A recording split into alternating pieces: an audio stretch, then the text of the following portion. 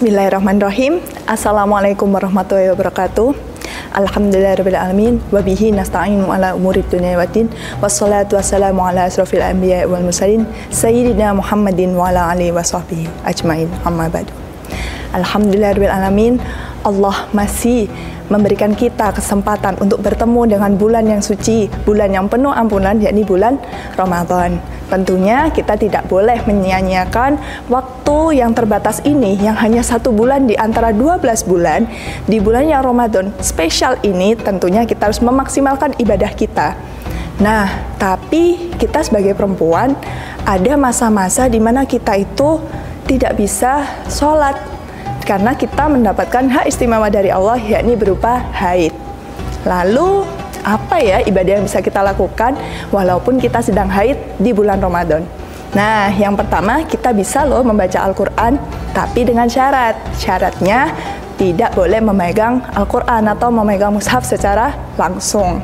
Jadi, pakai apa? Bisa pakai handphone, karena di era digital sekarang, kita bisa install aplikasi Al-Quran di handphone kita. Di situ kita bisa membaca Al-Quran dengan leluasa tanpa harus takut. Nah, yang kedua, kalau kalian memiliki saudara, nah kalian bisa nih saling menyimak hafalan Al-Quran kalian, terutama yang punya hafalan. Kalian bisa memperbanyak murojaah selagi kalian haid, agar hafalan kalian senantiasa tertancap di dalam memori kalian. Mengapa kita harus sering membaca Al-Quran di bulan Ramadan ini? Karena bulan Ramadan ini bulan yang spesial, bulan yang istimewa, bulan di mana Al-Quran itu diturunkan. Jadi kita harus senantiasa terpaut dengan Al-Quran di dalam hati kita. Selain itu, di bulan Ramadan juga Nabi kita, Nabi Muhammad, banyak murojaah dengan malaikat Jibril di bulan Ramadan ini. Karena memang di bulan Ramadan inilah peristiwa turunnya Al-Quran. Lalu selain itu, apa yang bisa kita lakukan selain membaca Al-Quran? Nah, kita bisa perbanyak berzikir kepada Allah. Kita bisa menyebutkan asma-asma Allah, menyebut nama-nama Allah. Tidak harus astaghfirullahaladzim saja, tapi banyak bisa ya Allah, ya Allah, ya Allah. Hal yang paling mudah saja. Yang penting kita senantiasa ingat kepada Allah. Apa sih faidahnya dari berzikir? Nah, kita ada kisah dari Hasan Al-Basri. Hasan Al-Basri ini ditatangi oleh orang yang miskin. Orang miskin ini bercerita, "Wahai Hasan, aku ini orang yang miskin, aku tidak punya harta, apa yang harus aku lakukan?" Nah, Hasan Al-Basri pun menjawab, "Perbanyaklah istighfar dan memohon ampun kepada Allah." Nah, lalu ada lagi orang yang kedua, datang kepada Hasan Al-Basri. "Duhai Hasan, saat ini panenku sedikit, apa yang harus aku lakukan?" Hasan pun menjawab, "Perbanyaklah berzikir dan memohon ampunan kepada Allah." Lalu orang ketiga datang dan mengungkapkan bahwa, "Duhai Hasan, aku belum memiliki anak, belum memiliki keturunan, apa yang harus aku lakukan?" Dan jawaban dari Hasan Al-Basri pun tetap sama, "Perbanyaklah istighfar dan memohon ampunan kepada Allah." Mengapa Hasan Al-Basri banyak mengingatkan untuk beristighfar? Nah, ternyata Hasan Al-Basri mengingat dari surat An-Nur ayat 10-12. Mari kita baca surat An-Nur ayat 10-12. A'udzubillahi minasyaitonirrajim. Faqultu astaghfiru rabbakum innahu kana ghaffara yursilis samaa'a 'alaikum midrara wa yumditkum bi amwali wa banina wa yaj'al lakum jannati wa yaj'al lakum anhara. Nah, artinya, mohon ampunlah kepada Tuhanmu, sungguh Dia Maha Pengampun. Niscaya Dia akan menurunkan hujan yang lebat dari langit kepadamu, dan Dia memperbanyak harta dan anak-anakmu, dan mengadakan kebun-kebun untukmu, dan mengadakan sungai-sungai untukmu.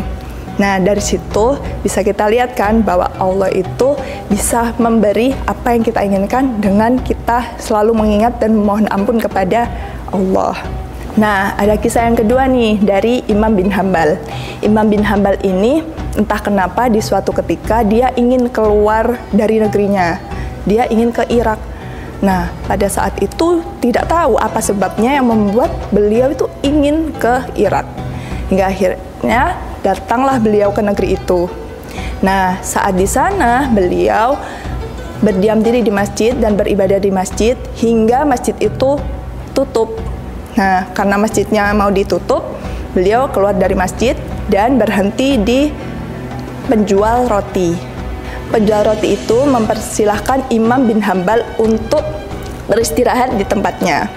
Sembari melihat penjual roti itu membuat roti, di setiap tahapannya Imam bin Hambal melihat bahwa penjual roti itu selalu beristighfar.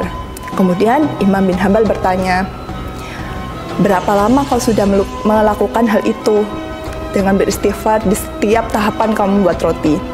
Dan penjual roti itu pun menjawab, "Sudah 30 tahun aku melakukannya." "Lalu, apa yang kamu dapatkan dari hal itu?" tanya Imam bin Hambal. Dan penjual roti pun menjawab, "Semua apa yang aku inginkan dikabulkan oleh Allah.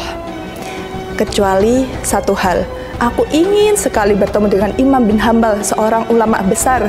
Namun, beliau berada di negeri yang jauh di sana dan aku tidak mungkin datang ke sana karena aku begitu miskin."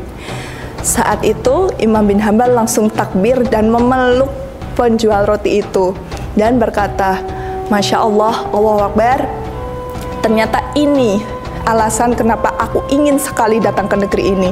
Ternyata dari istighfar mula yang membuat Allah mengetuk hatiku untuk datang ke sini untuk berjumpa kepadamu, dan kenalkan aku adalah Imam bin Hambal, orang yang ingin kau temui." Masya Allah, bukan? Dari istighfar kita bisa mendapatkan hal yang kita inginkan, bahkan hal yang menurut kita mustahil. Tentunya di bulan Ramadan ini kita mendapatkan berlipat-lipat pahala dari istighfar yang kita lakukan. Selain istighfar, bisa apa lagi? Nah, kita bisa membaca buku apapun yang bermanfaat untuk kita dan memberikan informasi-informasi penting bagi kita. Kalau bisa buku agama tentu lebih baik ya, karena memang momen Ramadan ini bisa bagi kita untuk upgrade ilmu agama kita. Selain itu, buku juga memberikan kita pembelajaran untuk senantiasa berpikir kritis dan menambah kosakata-kosakata baru, sehingga kita lebih percaya diri saat berkomunikasi dengan orang lain. Nah, yang terakhir, apa ya yang bisa kita lakukan? Nah, di era digital ini gampang banget buat kita belajar ilmu agama. Kita bisa tinggal lihat ceramah atau kajian online.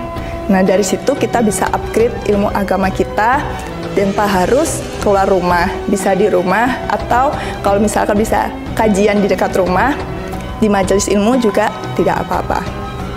Nah, tentunya agar kita terjaga dari rasa malas, agar kita tidak malas untuk beribadah selama bulan Ramadan ini, kita harus meminta bantuan kepada Allah. Kita harus berdoa kepada Allah agar kita tidak malas dalam beribadah.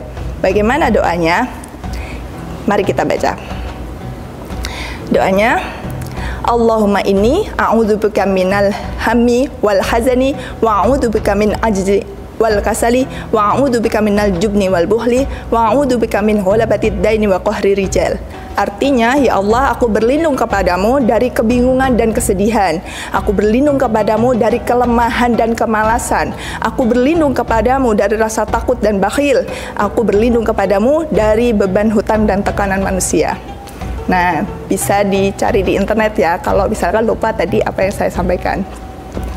Alhamdulillah, itu tadi yang bisa saya sampaikan tentang ibadah apa saja yang bisa dilakukan oleh wanita haid di bulan Ramadan. Semoga apa yang saya sampaikan bermanfaat bagi kalian semua. Wassalamualaikum warahmatullahi wabarakatuh.